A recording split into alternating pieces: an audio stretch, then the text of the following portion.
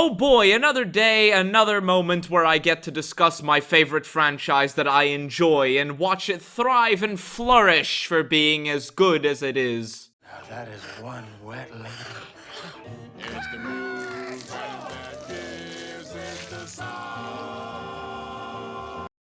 Well, that's upsetting. Fallout New Vegas, what is there to say about this game that hasn't been said yet? It's a great game with great RPG aspects that is, mechanically speaking, it is, it has aged, you could definitely say that. But it's a game you can talk about for hours on end. It's many twists and turns, it's many details, it's many aspects, it's many theories that you can have as a result of its nearly flawless writing. And the fact it was sabotaged from reaching even greater heights means that there's going to be a lot of discussion around its aspects. It's an RPG through and through that really defines freedom and what an RPG is because it allows you to take as many choices as you want. It's not endless, sure, but it's peak writing for a lot of people. As such, it reaching such a high bar in the scale of what a good RPG is means that a lot of people are going to, you know, prefer it and reference it when it comes time to comparing it to other RPGs or even successors in the Fallout franchise. Unfortunately, Fallout New Vegas has never had a game after it in the Fallout franchise. Nope, there hasn't been a Fallout game since Fallout New Vegas. Jokes aside, people who prefer Fallout New Vegas have been demonized for many years now, typically in defense of other Fallout games for one reason or another, and that's what I'm here to talk about today. Let's start with the obvious, the separation of people who prefer New Vegas to other Fallout fans. You see, prior to me getting into these discussions around Fallout games and all that shit, I had never actually heard the term New Vegas fan before. I was just a Fallout fan, you know? I had played 3 and enjoyed it, controversial, I know. I had played New Vegas and enjoyed it, controversial, I know. I had absolutely hated the gameplay of the old games, but I really liked the story. Now, I get how some people are using it. They're referring it to people whose favorite Fallout game is Fallout New Vegas, but there are some who use the term effectively to separate people, trying to say that no, they're not actual Fallout fans, they're just this, that, or the other. Now, I can't believe I have to be reduced to this, but what is an RPG? An RPG is a role-playing game, and what's a role-playing game? It's a game that allows you the freedom to roleplay. Be a knight, be a bitch, be a saint, be a ninja. It's a game that allows for player choice and player freedom. How much player freedom? It can vary from game to game, but a good RPG is defined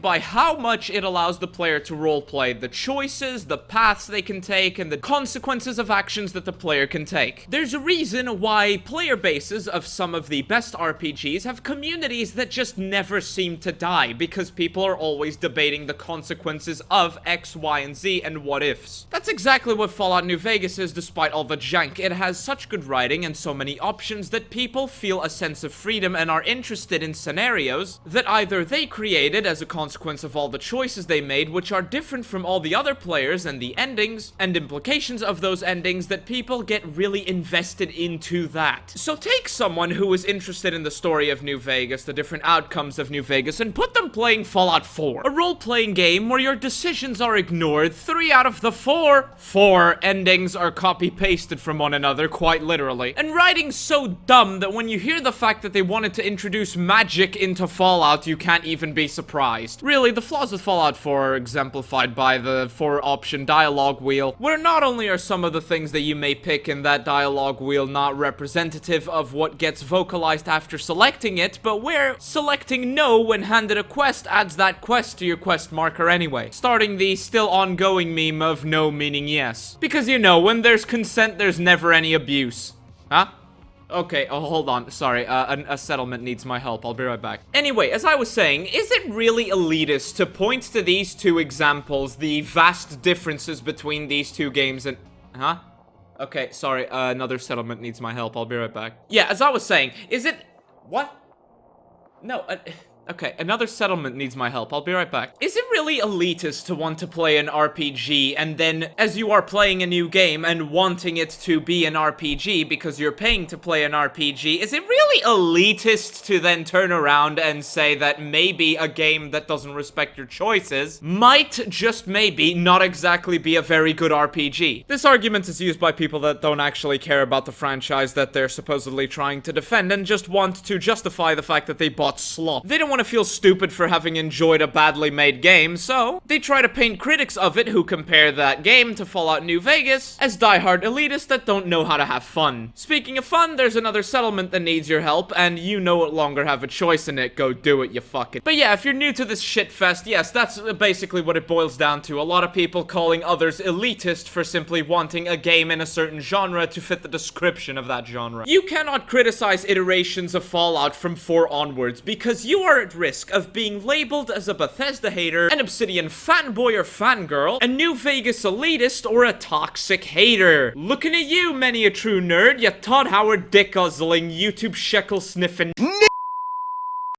fucking big YouTuber agrees with me, and I get a lot of likes for saying that you didn't actually waste your money supporting a guy that has a reputation of lying to people. Leave the multi-million-dollar company alone, how dare you? And if you've been paying attention so far, you might notice in the comment section below, or maybe on Reddit, because Reddit loves to take my fucking videos to make circle jerk threads, that people might have not gotten past this point in the video because they're going to take the fact that I've actually toned up my anger voice and threw a few joke insults around to justify their false preconception that all people who criticize Bethesda Fallout and defend Fallout New Vegas are toxic fanboys or fangirls. Think about it. What is it that I've said here that's disagreeable? Nothing. Nothing at all. In fact, most of this time, I've stuck to literal Oxford Dictionary definitions of the things that I'm talking about. But that doesn't matter, because when it comes to the demonization of Fallout New Vegas fans and people who want the Fallout franchise to improve in quality, not just in quantity, the primary vector of attack is simply being the loudest out of all of them. That's why the term Bethesda bot exists, not because some people think that they are superior to others who might enjoy Bethesda games, but because the people who try to argue online always, without fault, parrot the exact same points, and will never, and I mean never, actually try to engage with the people that they are supposedly criticizing. And I say supposedly because it's actually an emotionally driven demonization. Don't believe me? Let's look at the Fallout show! You might have noticed that when the Fallout show came out, a lot of the people who criticized it were being called, universally, New Vegas fanboys. Why? Because the primary vector of criticism against the Fallout show was the lore. I've gone into a 3-hour session of me shit-talking the Fallout show and explaining how it retcons lore and how it's a bad show. But, and do this by yourself if you would like to, but simply go to a video criticizing the Fallout show or a thread criticizing the Fallout show, I am willing to bet you are going to see people accusing each other of being New Vegas fanboys. And when such a thing arises, I am also willing to bet that you are going to see people saying things along the lines of, you only care about those lore aspects because you don't want Fallout to change. It might sound like a good argument, you know, it might sound like a half-decent argument when you think about it, you know, people caring too much about the old games and old lore and are unwilling to accept anything new. Yeah, some people get a bit too stuck in the past and they may be unwilling to accept changes and the franchise moving on, and things changing. It makes sense until you consider the fact that this is in defense of the show that erased 20 plus years of developed and established lore about a franchise. You just don't want things to move on in the game world, they say, as they defend things staying the same, and nullify 200 plus fucking years of in-universe lore, making any decisions that you took in previous games be for fucking nothing. Does that sound like it makes sense to you? I don't think so. Leave a purple heart emoji if you made it this far into the video, or if you agree. I love you guys, but you know who I don't love? People who use Fallout New Vegas' buggy launch to justify criticizing it today. Mother of Christ, I cannot believe it has been 14 fucking years. I am getting old, holy sh... I cannot believe it has been 14 years since the launch of Fallout New Vegas, and people are still using its shitty launch in order to shit-talk it. Is the game still unstable? Yes. Is it bad that it had a buggy launch? Yes. Is it Bethesda's fault if you actually look into it? Yes. Is it still valid? No, not really. You, as an enjoyer of Fallout New Vegas, may have your opinion discarded on Bethesda's modern games because Fallout New Vegas had a terrible terrible launch and is very unstable as a video game. Indeed, New Vegas had an absolutely terrible launch due to the fact that they were forced to develop the game in under 18 months because Bethesda wanted to release Skyrim not long after, and tried to pressure Obsidian into restarting development 8 months into development to checkmate any possible competition they might have in the future when it comes to making Fallout games. Kind of like they did with Interplay because they're totally honest and shit like that. Is it bad that the game released painfully unfinished? Yes. Is it bad that you might have pre-ordered it when it came out? Yes. But let me tell you something, I think I would rather play launch week Fallout New Vegas for 1,000 hours than having to sit through 100 of modern-day Bethesda releases. We all excuse this sort of shit back in Morrowind and Oblivion because it was the old days and old engines and shit like that, and people are still figuring out how to make grand-scale games. Not so much nowadays, where the only thing that changes about Bethesda games is the graphics and literally nothing else. There is not one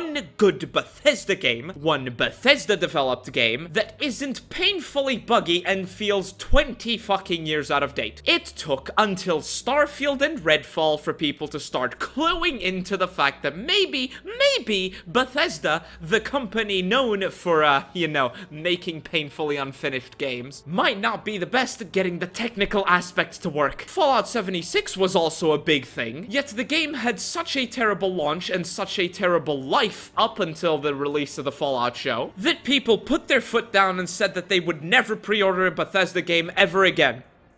Then they pre-ordered Starfield.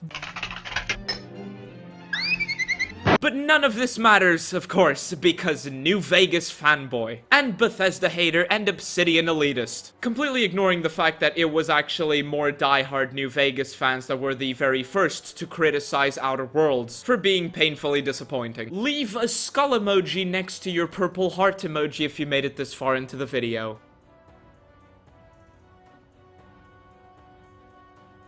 In conclusion, Fallout New Vegas fans are often demonized in ways that are largely unfair. While there are always people that take it to the extreme, the demonization of Fallout New Vegas fans tends to be used by people to deflect legitimate criticism of other products typically associated to Bethesda franchises. At the end of the day, what you enjoy is what you enjoy, and nobody can stop you from enjoying that thing. But to defend it based on things that aren't true and deflect criticism and attack people who just want franchises like Fallout to be better is about as productive as TKS Mantis's attempts to be noticed by Todd Howard. Thank you for watching.